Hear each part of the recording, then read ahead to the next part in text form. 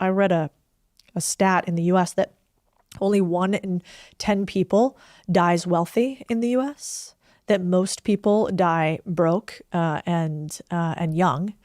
And I thought that was fascinating because we're at economic high times, like lower poverty levels than ever before.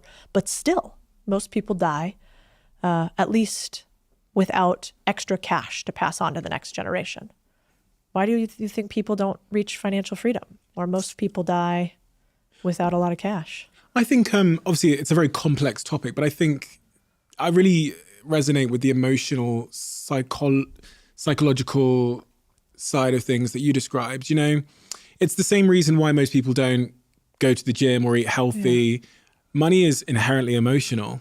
When I had no money, I was reckless with money. Right. All the gambling shops are in the areas where people don't have money.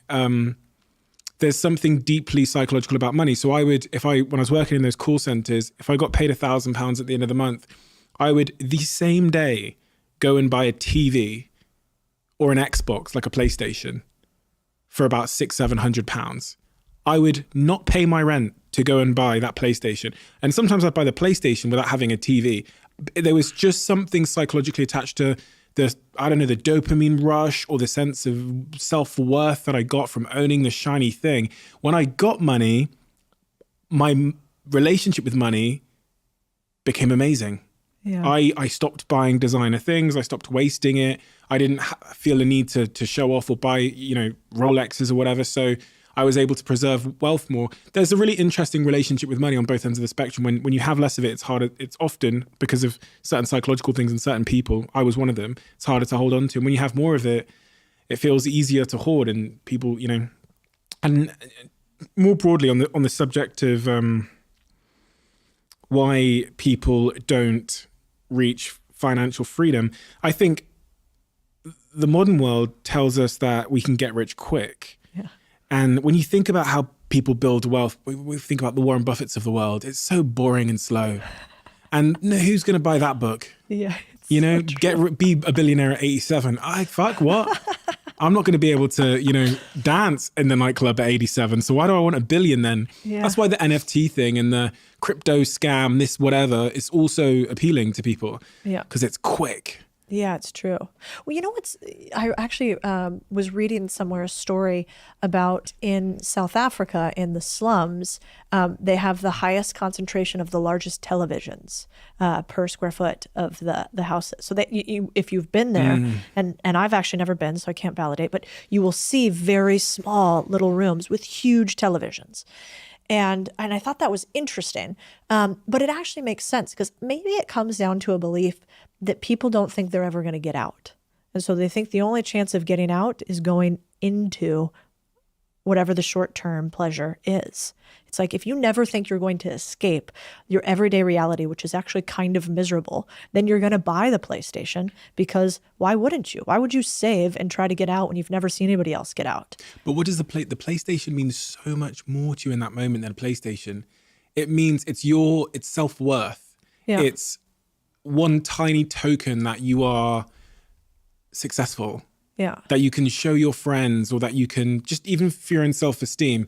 It's so much more than a PlayStation. The thing that invalidates you, in this case, money, will be the thing that has the greatest chance of making you feel valid. And so if in my house, the lack of money was always the thing that caused my shame. Yeah. So the minute I got any of it, I would overcompensate by trying to buy some shit to show people. Yeah. And then when I had loads of it, who gave a fuck? Yeah, that's true. That void was almost filled. So yeah, it's true. I also think it's hard. I mean, I remember many times where, I remember checking accounts always being overdrawn, and seeing the little negative pin on my email and cell phone that you couldn't. There was nothing else in there. When I was in college and trying to figure it out before I made any money, I think I made like $37,000 in my first job out of college. So I definitely remember all that. But I think if you can have this belief and you can get around other humans who have had success or are striving for success, your aperture just opens in a different way. And then maybe the commercials and the ads and the things that make you feel like you want to buy all the everyday stuff go away. I kind of viscerally get mad when I see people who have wealth showing images of them in their Bentleys or Rolls Royces, or, I mean, I have a nice watch, but like, you don't see me show that shit anywhere. I like when people are showing themselves in their private planes or whatever, I just think they're missing the whole boat. And then what they're doing is they're perpetuating the PlayStation situation. They're doing it again and again, and they're doing it because it doesn't make them happy anymore to have it. That's not enough. I have to show a bunch of people I got it.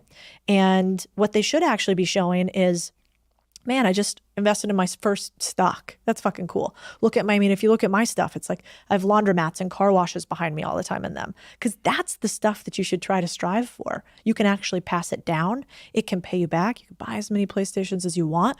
But I think, to your point, the other thing is, we are all, have you ever felt like when you're around other people and they're sort of negative, or they want to talk about people the whole time, and like how that energy feels? It's like, it's draining, right? Even if you kind of get caught up in it, it's fun for a second. At the end, you're like, fuck, I feel kind of gross for having that combo. I think it's the same with ads and stuff that we take into us. And so they're basically creating our stories for us in social media by showing all this fancy stuff. And then we start to have this mimetic desire, this external desire and belief that we want it, that we need it, but we don't. We're just becoming a replica of the people that we're surrounding ourselves with, which are now social media.